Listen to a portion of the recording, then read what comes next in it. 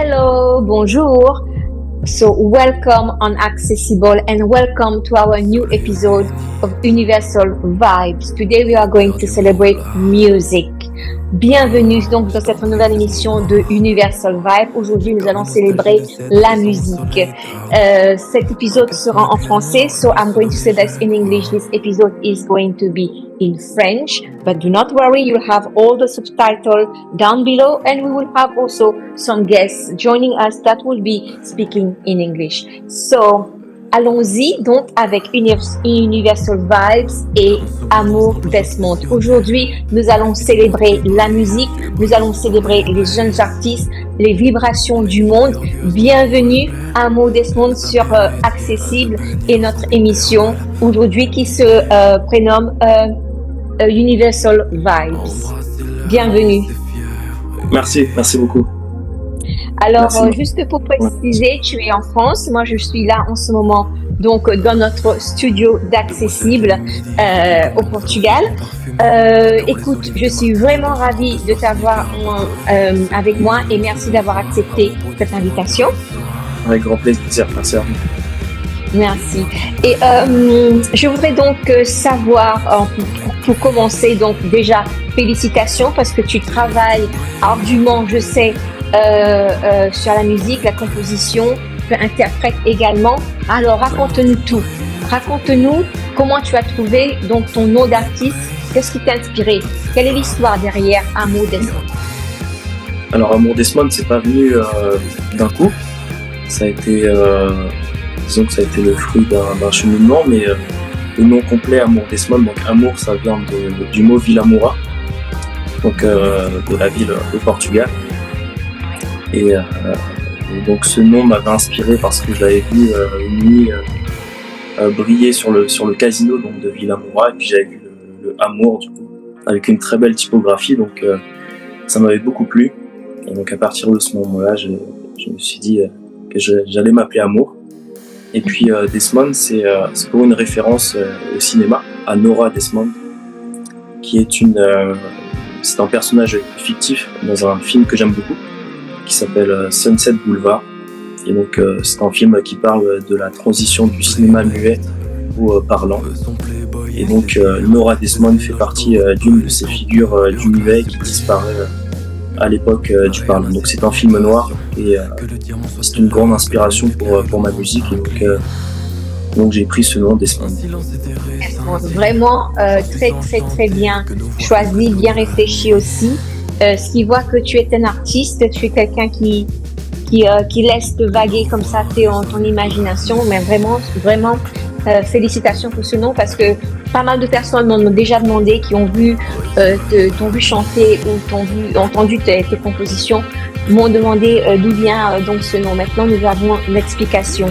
Et juste pour préciser les personnes qui connaissent pas le Portugal, donc Vila Moura se trouve dans le sud du Portugal, à côté d'Algarve. Donc voilà, magnifique ville, très animée l'été, très prisée aussi par le tourisme et je suis vraiment contente que cette ville t'ait inspiré. Le nom de cette ville en moins t'ait inspiré une petite morceau de ton nom à toi. Donc dis-moi, comment tu es arrivé à la musique? Ton parcours par rapport à la musique, évidemment, tu es un jeune homme, tu es étudiant.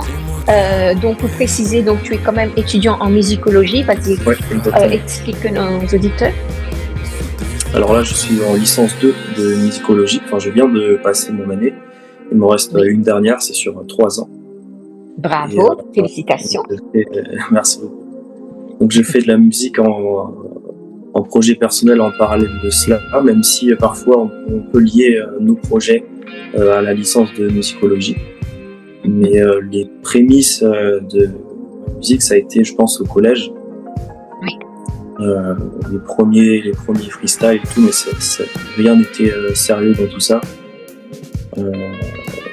Au lycée, j'avais fait une première session d'enregistrement, donc dans un studio professionnel.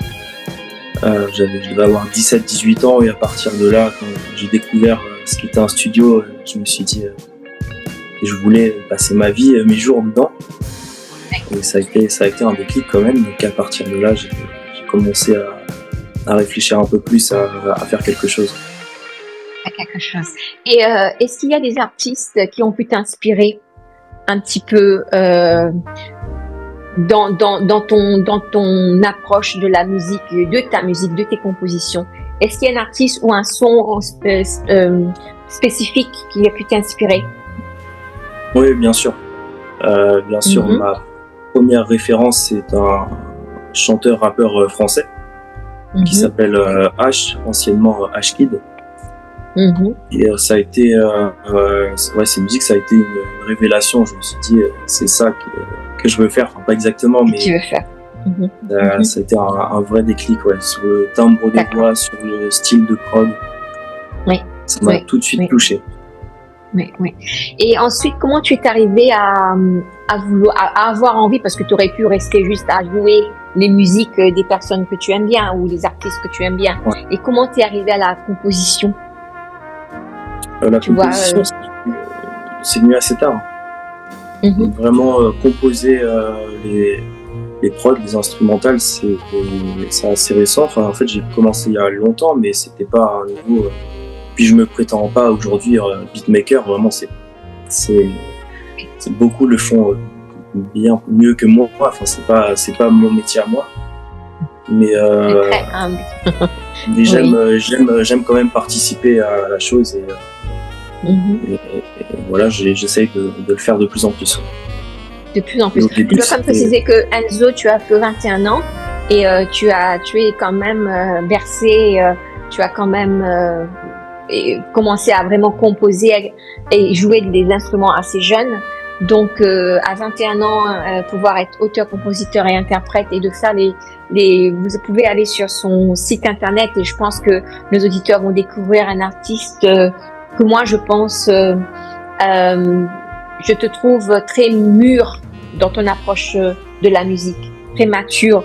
Tu essayes de mettre beaucoup de sons ensemble pour pouvoir arriver à quelque chose que tu crées toi-même. Et pour ça, il faut quand même avoir un esprit de créatif et aussi artistique. Oui, exactement. J'essaye à chaque fois de produire quelque chose auquel je serai fier dans les prochaines années, bien plus tard. Donc, et je le fais avec des personnes que j'apprécie beaucoup et qui sont très talentueuses. Donc, autour de toi. Oui. Alors, parle-nous justement de cette rencontre. Alors, actuellement, j'ai mon ingénieur du son qui est mon ami d'enfance. Donc, depuis la maternelle, donc on a un peu musicalement, j'ai un peu grandi avec lui. C'est lui qui m'a montré les premiers logiciels, etc.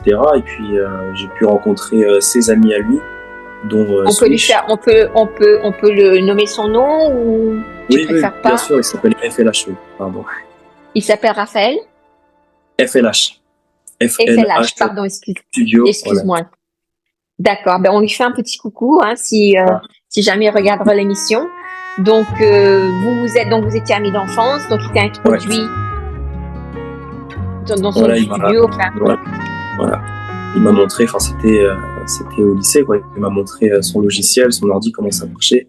On a commencé à faire des morceaux ensemble, comme ça. Et puis au fil du temps, j'ai pu rencontrer ses amis qui sont aussi dans l'ingénierie, dont Switch, qui est aujourd'hui un beatmaker avec qui je travaille beaucoup.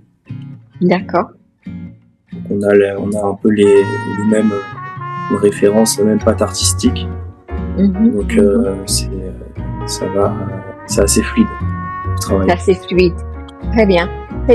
Et donc j'ai vu évidemment, comme vous pouvez vous l'imaginer, pour pouvoir préparer cette émission, j'ai quand même regardé beaucoup des chansons, les interprétations de Amo Desmond, et j'ai vu qu'il y avait une chanteuse qui chantait avec toi. Tu peux nous parler d'elle, juste entre parenthèses, juste pour faire un petit coucou aussi. Oui, bien sûr. Alors c'est Emma Chauvet. Emma, on te fait coucou. Voilà, bien sûr. Oui. Et, donc en fait, je devais faire un concert, donc qui a eu lieu, mais je ne pouvais pas avoir les musiciens avec qui je travaille ce soir-là. Mais j'avais pas envie de faire le concert tout seul. Enfin, je pouvais le faire, mais ça manquait d'intérêt, je trouve. Ça manquait un peu de richesse. Oui, d'accord. Et donc, j'ai proposé à Emma Chauvet donc, de venir. Elle, je la connais de ma licence de musicologie. Très bien. Et très bonne chanteuse, donc je lui ai proposé. Très bien, très bonne chanteuse, magnifique voix, et je suis sûre que vous devez vous entendre bien parce qu'on la sent aussi très imprégnée dans sa chanson, dans sa musique. J'ai trouvé très bien. Oui. On a voulu créer quand même quelque chose. On a voulu quand même créer une bonne interaction sur scène et que ça fusionne vraiment. Oui. Oh non, c'est tout à fait vraiment fusionnel et dans le respect de l'un de l'autre. J'ai trouvé votre apparition sur scène était magnifique. J'ai beaucoup aimé. Merci. Aussi naturel. J'ai trouvé ça très naturel. Et ça, j'ai trouvé ça important.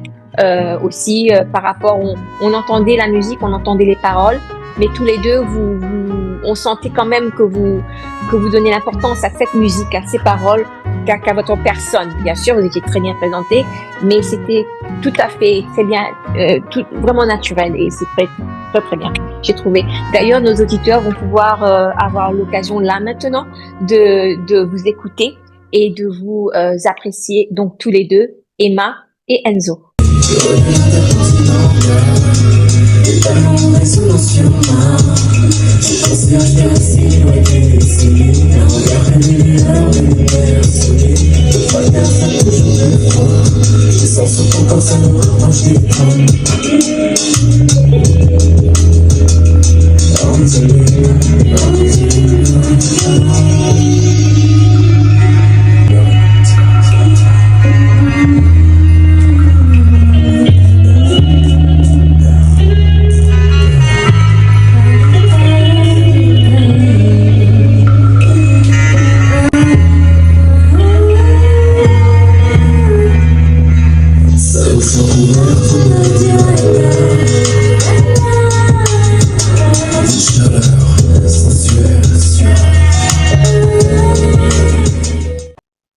Et elle est d'ailleurs sur le son original Lorsque les rideaux s'ouvrent, qui est mon dernier single.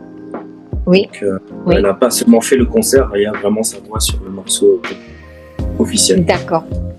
Alors, justement, avant que nous arrivions à ton dernier single, je voudrais juste continuer à parler avec toi par rapport et je sais qu'ensuite tu vas nous jouer juste un petit morceau, mais je voudrais savoir par rapport à, parce que tu essaies quand même d'être un artiste indépendant, et quels sont les challenges que tu as pu rencontrer et qui ont pu peut-être à un moment donné être un obstacle, ou tu ressens que c'est un obstacle au fur et à mesure que tu avances, qui pourrait être.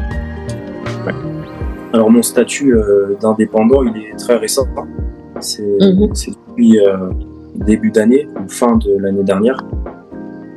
Donc avant je ne l'étais pas. Maintenant, donc ensuite j'ai décidé de l'être. Donc j'avance comme ça. Mais les principaux défis, je dirais que ce serait de s'autogérer, d'avoir la main un peu partout, sur la communication, sur l'administratif. Oui. Je trouve que c'est un assez gros défi, surtout avec les réseaux sociaux. Il faut savoir aussi être créatif dans le contenu sur les réseaux sociaux. Mais ce ne sont pas des tâches du tout. Non. Des choses que j'aime beaucoup faire. Et pareil pour l'administratif. Et c'est là où ça se rejoint un petit peu avec ma licence de psychologie. Parce que j'ai une matière qui parle de ça, c'est de la mise en œuvre de projets culturels. Oui. Et en fait, on aborde tout l'aspect administratif dans l'industrie musicale. Donc ça me permet d'y voir clair. Parce que c'est vrai que c'est quand même un milieu qu'on ne connaît pas la chose. Il y a beaucoup de choses. Ça peut être assez compliqué. Et ça peut être impressionnant. Mais bon, j'apprends tout le temps. Et puis c'est que du plaisir. C'est des défis qu'il faut bien prendre. Et puis ça fait partie du jeu. Exactement, parce que il y aura toujours des challenges dans la vie et dans tout ce qu'on fait. Et il faut persévérer. La persévérance est très important. Et je pense que de toute façon, s'il n'y avait pas de challenge, tout le monde pourrait le faire à ce moment-là. Mais il faut vraiment avoir l'amour de la musique, l'amour de la création comme tu as.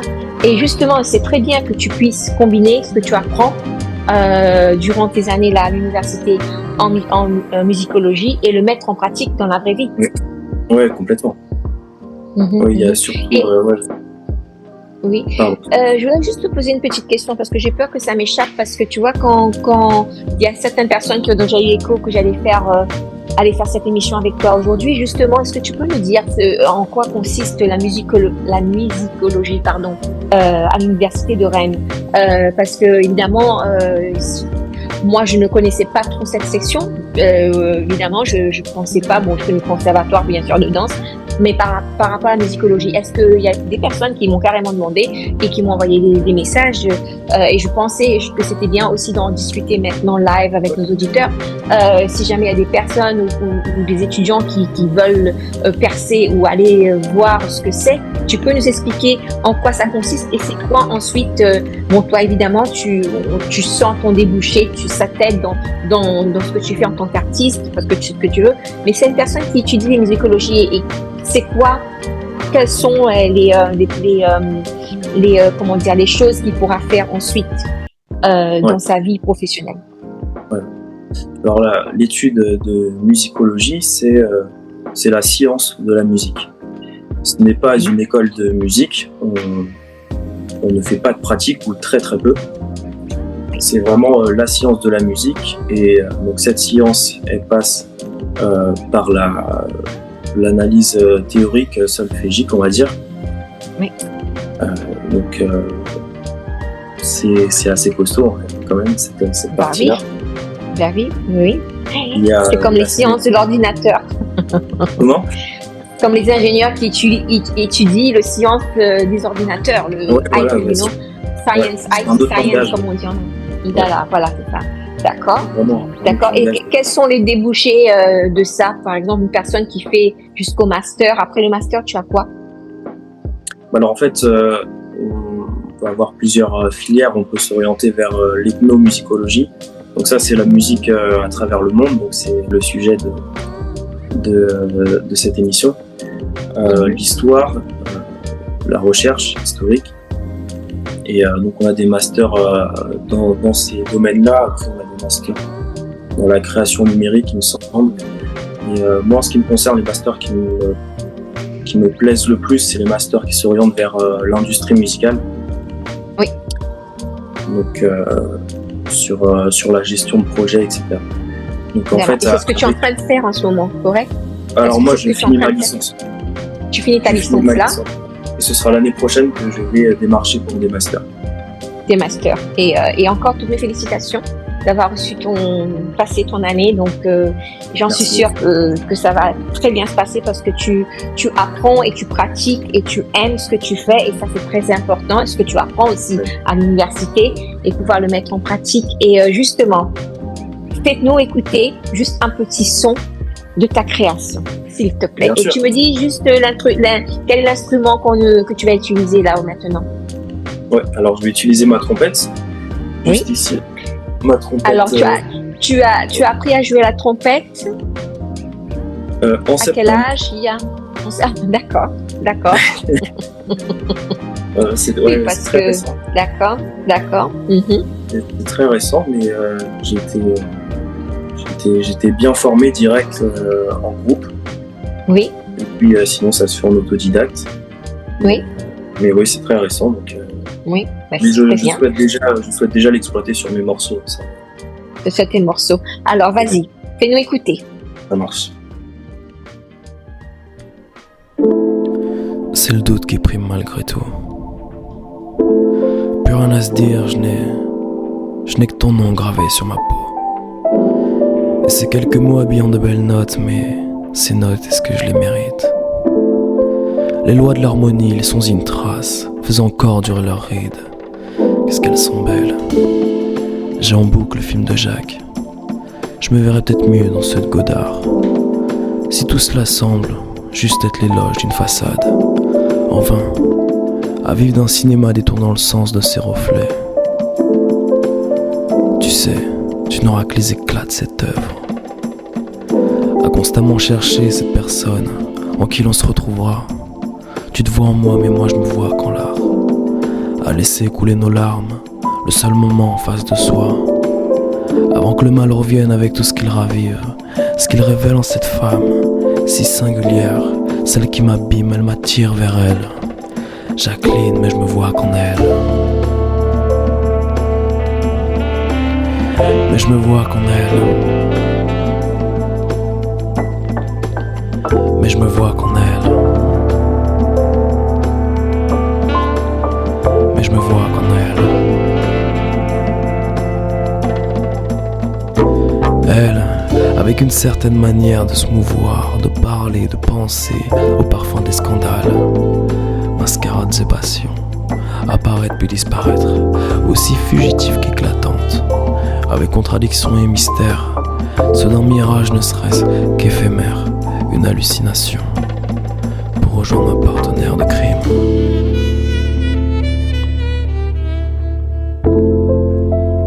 Un visage, une épure, celle de Jacqueline de Ribes.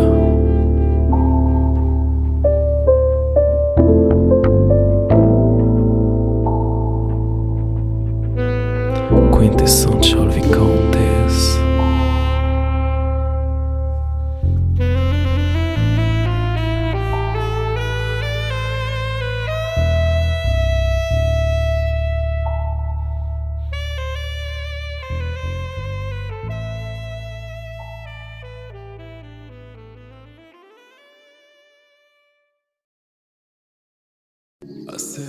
Enzo, bravo, c'était magnifique en tout cas. Moi, j'ai trouvé vraiment magnifique. Dis-moi, comment t'as été inspiré, qu'est-ce qui t'a inspiré ce morceau? Comment t'as été inspiré?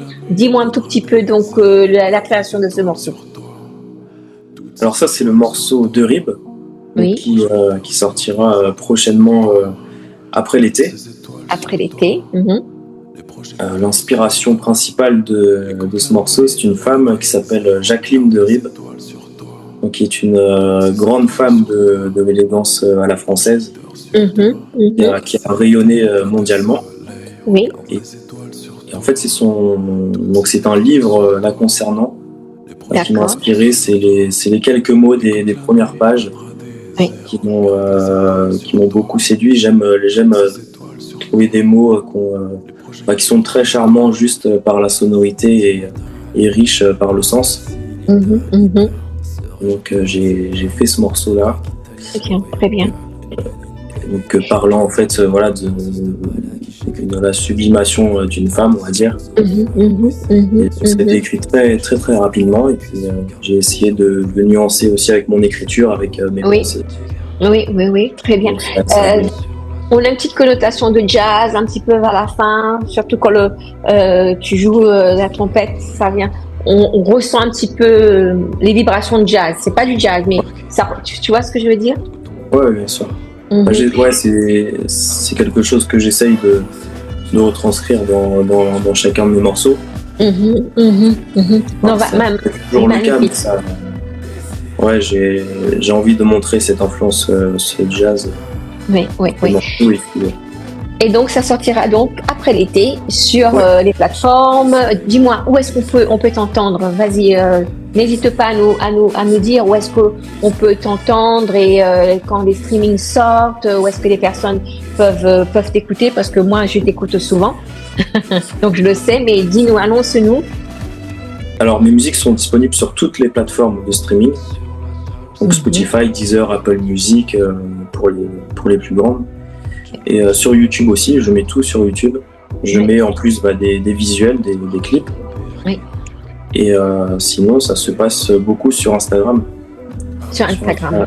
Sur Instagram, j'essaie de mettre pas mal de contenu. Et puis, je vais essayer de m'orienter aussi un peu plus sur TikTok. Oui. Mais c'est vrai que ces plateformes que tu viens de nommer, c'est quand même les plus importants et les plus, je dirais, plus carrés aussi à ce niveau-là. Donc, c'est très, très bien.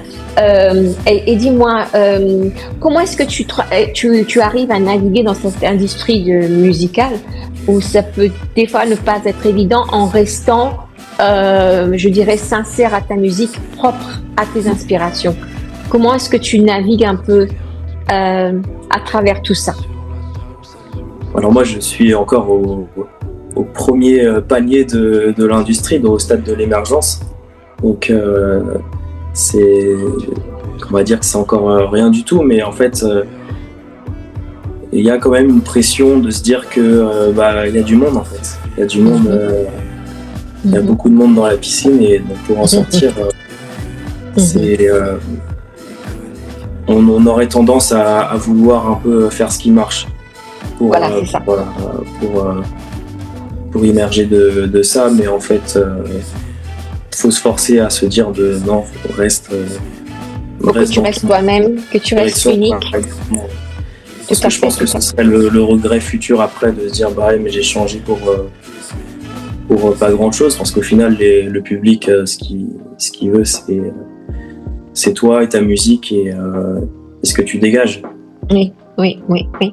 Et tu as tout à fait raison, il y a beaucoup de monde dans la piscine, mais tu sais maintenant il y a je dois dire que pour moi l'authenticité de ta musique, tu n'essaies pas juste de juste jouer de la musique pour la musique, mais tu as vraiment l'amour de la musique. Et ça, je pense que c'est vraiment ta richesse qui va faire que tu vas, toi, émerger de cette piscine. Je le sais, je le sens, je le sais, parce que tu l'as depuis très très longtemps en toi et ça sort. Et à chaque fois, tu grandis aussi. Tu grandis aussi avec cette imagination, cette créativité. Comment est-ce que tu as grandi? Tu es encore jeune, mais tu vas continuer à grandir. Quand je dis à grandir, c'est-à-dire au niveau intellectuel, au niveau musical, au niveau création. Donc, tu vas grandir et tout ce que je pourrais te dire, c'est de reste toi-même, reste vrai à toi-même, à ta musique, à ce que tu composes et y croire. Mais je pense que aussi bien s'entourer de personnes bienveillantes, de personnes aussi qui ont de la connaissance, qui sauront t'orienter, te guider, t'aider. Parce que évidemment, il faut que une musique, ça se joue pas juste dans sa chambre ou dans un studio. Il faut que ça sorte, il faut que ça soit dans le public. Et c'est ce qu'on essaye aujourd'hui, nous faire accessible. On essaie de te faire connaître, parce que je pense que tu le mérites et que le public déjà français et ensuite au niveau international, puisque tu sais maintenant accessible et transmis oui, et regardé jusqu'en en Inde. Alors, on l'a vu jusqu'en Inde et Argentine. D'ailleurs, je fais un petit coucou à nos amis indiens et argentins. J'ai été très très surprise. Bien sûr, je savais déjà que les États-Unis étaient très très regardés. Mais alors, Inde et Argentine, on était vraiment ravis de voir qu'il y avait une grosse audience aussi là-bas. Mais c'est ça le but, c'est vraiment de te faire connaître, parce que je pense que tu es un garçon formidable qui a été bercé dans la musique, mais aussi qui a le courage de sortir quelque chose de lui-même et de ne pas suivre juste pour pouvoir jouer de la musique et suivre ce que fait les autres, ce qui est très bien aussi, mais tu essaies de t'identifier et de rester vrai à toi-même. Oui, exactement. L'objectif, c'est de créer son propre créneau et maintenant de faire un marathon et plus un sprint. Et ça, c'est ce que je pensais il y a 3-4 ans, quand j'avais, il y a 1 ou 2 ans, quand j'avais 18 ans, ce que je voulais, c'était ce que je voyais dans le monde musical, comment ça allait vite, comment les gens montaient très très jeunes, et ça mettait une petite pression pour se dire faut que je fasse quelque chose. Et après, finalement, j'ai décidé, avec maturité aussi de ma musique et de moi personnellement, de vouloir faire un projet long terme. Comme du vin, quoi. Comme le vin, et le vin, des fois le plus longtemps que ça pas des fois, le plus longtemps qu'on préserve, qu'on mûrit, qu'on le travaille, le mieux ensuite que ça goûte. Donc ça va être la même chose pour toi. Et déjà, c'est beaucoup apprécié. Tu fais des concerts. Tu avais déjà fait un concert là sur Rennes il n'y a pas longtemps. Je suppose que tu as d'autres concerts qui vont arriver. Et donc j'encourage les personnes qui voient qui veulent savoir où tu auras d'autres concerts dans l'avenir, c'est d'aller sur ton sur ton site et de savoir pour pouvoir te suivre et t'écouter. Enzo, si ça te dérange pas, et je sais que ça te dérange pas puisque tu aimes la musique, nous allons faire un petit tour d'horizon, un petit tour du monde, puisque c'est ce que nous célébrons. Et je sais que toi aussi, tu aimes les musiques venant d'ailleurs. Tu as été aussi bercé et élevé dans des musiques venant d'ailleurs, dont les l'île Maurice.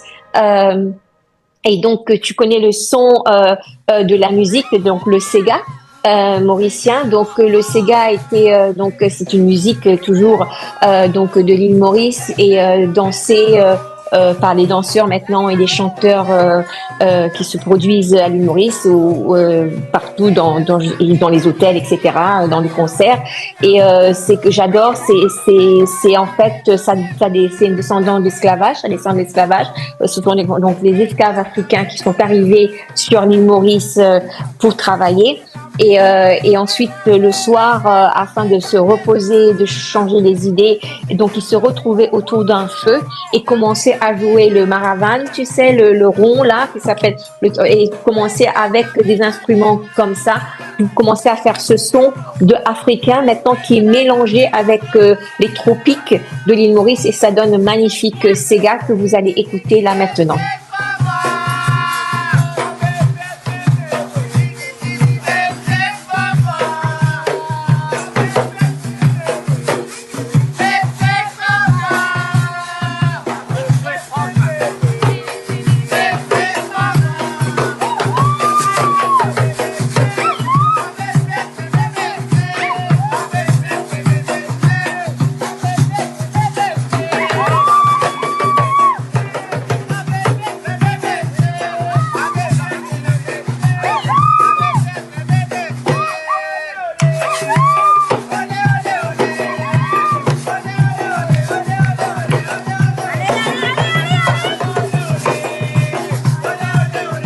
Et Enzo, comment est-ce que tu as apprécié donc ce Sega mauricien?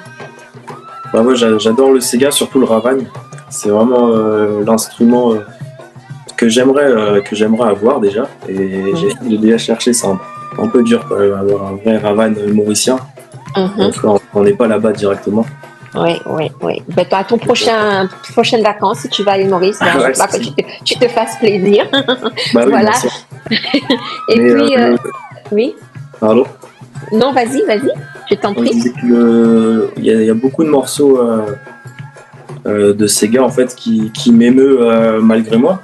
Je pense que c'est parce que c'est dû à l'origine, à l'héritage familial aussi, et à la pensée de l'histoire mauricienne. Donc il y a toujours une part d'émotion quand j'écoute du Sega. Et de l'ambiance dans le cœur.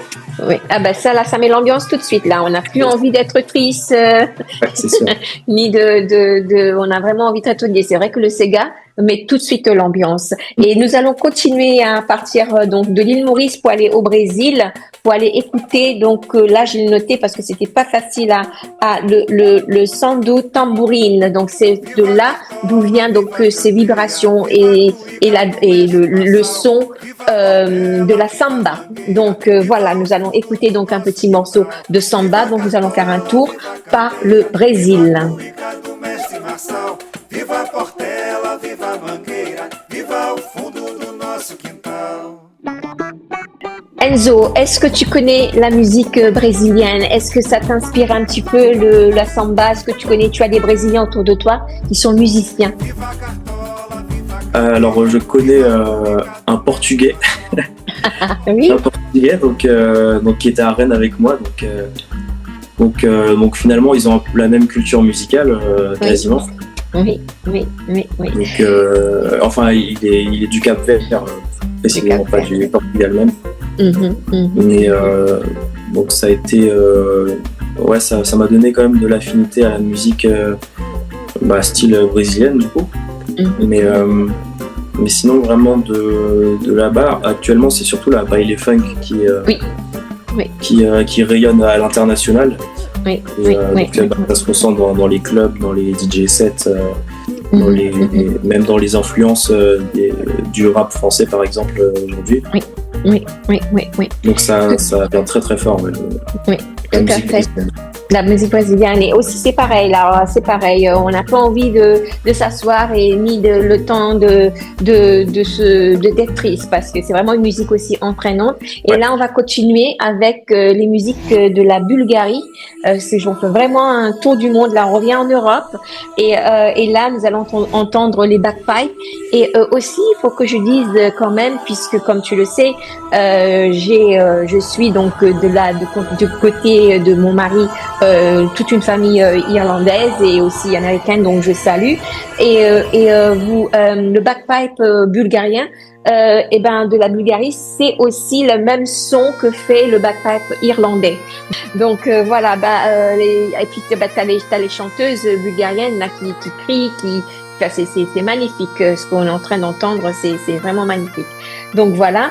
Et puis, nous allons continuer avec le fado, donc le fado ou la musique portugaise, bien sûr, puisque je suis la moitié du temps au Portugal. Donc, comme tu le sais, je suis un petit peu partout à travers dans les quelques pays, mais je suis aussi au Portugal. Et fado fait partie de la musique portugaise qu'on entend pas si souvent que ça dans les radios, mais c'est la musique, l'héritage portugaise.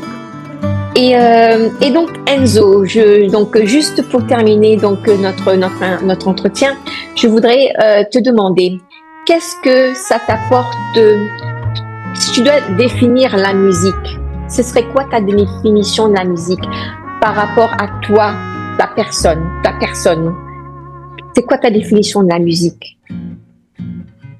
Aujourd'hui, la musique, c'est mon projet professionnel, c'est mon projet de vie actuel. Mm-hmm.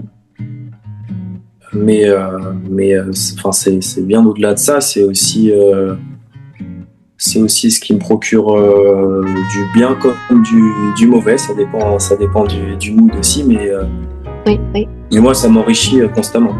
Oui. Est-ce que tu as tendance à, si par exemple tu te sens pas bien ou émettre de la musique, mais quelque chose, est-ce que ça va t'émouer d'une certaine façon? Est-ce que tu as besoin de la musique dans ton quotidien, de l'inclure dans ton quotidien? Tu comprends ma question? Ouais, bien sûr. Non, j'en ai pas besoin dans mon quotidien. J'en ai besoin pour me mettre peut-être dans une bulle pour ensuite composer ou écrire. D'accord. Mais vraiment quotidiennement, c'est juste à but de s'ambiancer, quoi. De s'ambiancer, d'accord. Mais quand il s'agit de vouloir écrire, là je me mets vraiment dans une bulle avec des morceaux mélancoliques pour la plupart du temps. Et, c'est ce qui m'ouvre tout de suite l'esprit pour écrire. Ben justement, j'allais te poser cette question, une de nos avant-dernières questions. Comment tu t'inspires justement à l'écriture de ta musique? Alors, mon inspiration principale, c'est le cinéma. Et c'est un cinéma très esthétique, un cinéma noir, des films noirs. C'est un cinéma mélodramatique, on va dire, avec des ambiances très ambiguës, mais avec beaucoup d'élégance et beaucoup de grâce dans les... rien que pour le grain de la pellicule dans les vêtements des acteurs et des actrices, et dans les dialogues aussi. En fait, mon inspiration, plus précisément, c'est vraiment le cinéma des années 50-60 qui porte vraiment ma musique. Qui porte vraiment ta musique. Très bien, très bien. Si tu aurais un message à faire passer à toutes les personnes là maintenant qui nous regardent par rapport à toi, mais je dirais même aussi par rapport à ta musique, par rapport au son, aux vibrations, qu'est-ce que tu leur dirais à tous nos auditeurs à travers le monde maintenant? Qu'est-ce que tu aurais envie de faire passer? Que vous avez un bon cheval sur lequel miser dans les prochaines années. J'espère en tout cas. Oui. Donc je vous encourage à suivre de très près ce qui va se passer. Et si nous avons des des compositeurs des compositeurs de films, créateurs de films qui passent par là et qui ont besoin d'une musique pour leur film ou autre. Surtout, n'hésitez pas à faire appel à Amo Desmond. Et je pense que vous avez vu que c'est un garçon non seulement intelligent, mais qui suit sa passion, qui essaie de rester lui-même, qui essaie de rester authentique, mais aussi très humble, très très humble. Donc que j'aime beaucoup en lui. Il fait son petit bonhomme de chemin tranquille, mais attention, tout ce qui est calme, c'est très profond. Donc je sais, c'est pour ça que je le sais, que tu vas aller très très loin. Et tu as tout le mérite, vraiment tout le mérite de pouvoir faire quelque chose d'unique comme ça et surtout de continuer à suivre ton instinct, ce que tu désires faire, mais aussi de continuer à créer dans ton esprit tout ce que tu retransmis par rapport à ta musique et tes paroles. En tout cas, moi je te souhaite, et Accessible continuera à te suivre. D'ailleurs, si tu veux bien, tout le long de cette émission, ce sera que ton instrumental qu'on entendra. Vous allez entendre, que vous entendez maintenant d'ailleurs, c'est magnifique. Donc, c'est dédié à toi. Durant toute l'émission, ça sera que pour entendre ta musique aussi, mais aussi te faire connaître. Mais bien sûr, en même temps, je pense que tu le fais avec tellement de sincérité et je sais que tu mets énormément de temps à travailler tout ça sans négliger ta famille, sans négliger tes amis, tes collègues et les personnes qui t'entourent, à qui je souhaite aussi, et d'ailleurs tous tes collègues ou des musiciens qui t'entourent, bonne chance et aussi beaucoup de succès dans ce que vous êtes en train d'entreprendre, parce que vous le méritez et vous n'êtes pas en train d'essayer de copier qui que ce soit et vous le faites avec tout votre cœur et votre amour. Je le ressens vraiment dans tout ce que j'ai pu voir, tout ce que j'ai pu entendre de toi. Merci beaucoup et merci pour eux. Je t'en prie. Alors, Amo Desmond, donc pour terminer, je voudrais juste te demander cette dernière question. Qu'est-ce que tu veux refaire ressentir à ton public quand tu chantes, quand tu composes et quand tu crées? L'objectif principal quand on écoute ma musique dans les écouteurs, par exemple, ce serait d'avoir un rapport d'identification, que le public se reconnaisse dans certaines paroles. Mm-hmm.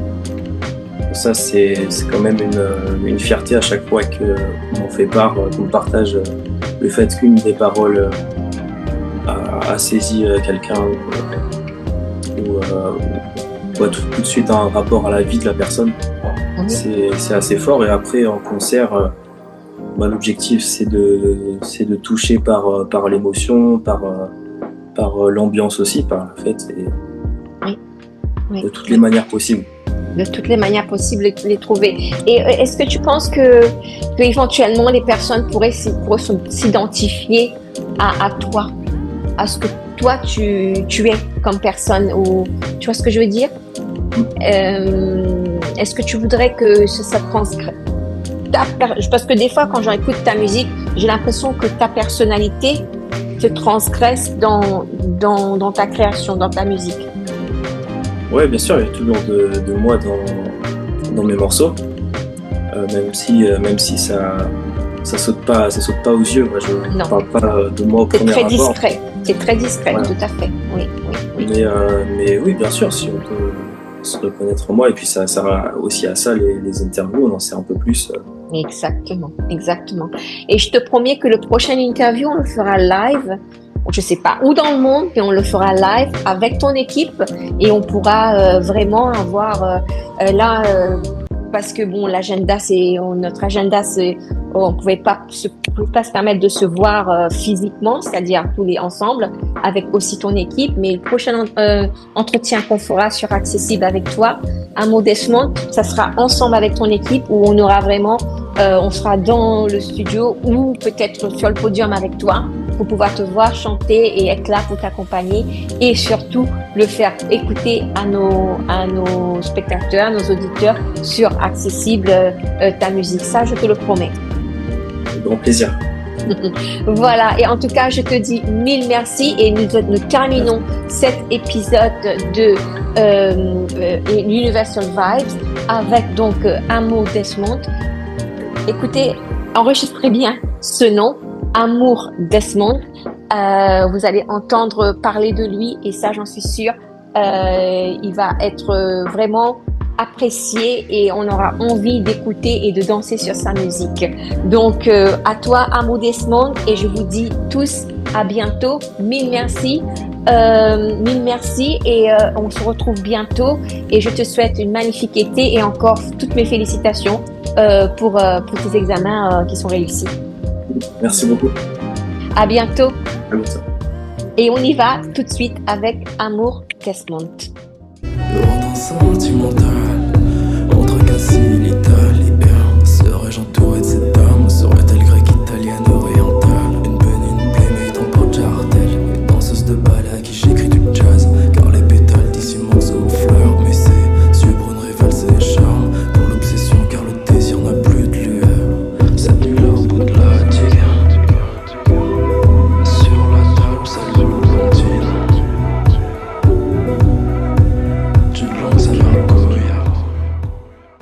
Bonjour tout le monde. Alors si je devais dire ce que représente pour moi la musique, je dirais que c'est quelque chose de beaucoup plus profond. C'est quelque chose qu'on ressent. La musique, ça se ressent, ça se vit et ça rassemble. Je trouve qu'on en a besoin au quotidien. Ça me suit aussi ça me suit personnellement dans toutes mes émotions. Genre, on est au quotidien toute la journée, tous les jours de l'année. Et je trouve que ouais, ça rapproche les gens. Je pense qu'on peut dire que la musique, c'est même une thérapie. Hein. Pour moi, c'est une thérapie, c'est le médicament. Franchement, je fais beaucoup de danse latine et c'est quelque chose, c'est l'échappatoire en fait. Tu t'évades, tu voyages, tu dans ton propre esprit. Voilà ce que c'est la musique. Hi, Mrs. Joyce and everyone from Accessible Channel. Well, for me, music is a very essential thing in life, as important as air and water. It inspires, entertains, and connects people. Beaucoup de choses. La première, c'est que c'est une sorte d'évasion. J'écoute la musique tous les jours et surtout aussi, ça donne aussi un sens à beaucoup d'histoires. Hein. Il y a des histoires qu'on associe à beaucoup de musique, les paroles. Et pour moi, c'est vraiment quelque chose qui est avec moi au quotidien. Et de la part de l'équipe d'Accessible, nous vous souhaitons tous une magnifique fête de la musique. Merci. And from the Accessible team, we wish you all a wonderful World Music Day. Thank you very much. Donc, je voudrais terminer en vous souhaitant une bonne nuit ou une bonne journée, en vous disant à bientôt sur cet morceau de Amour Desmond. Merci pour votre attention, merci de nous regarder et merci pour votre bienveillance. À bientôt, au revoir.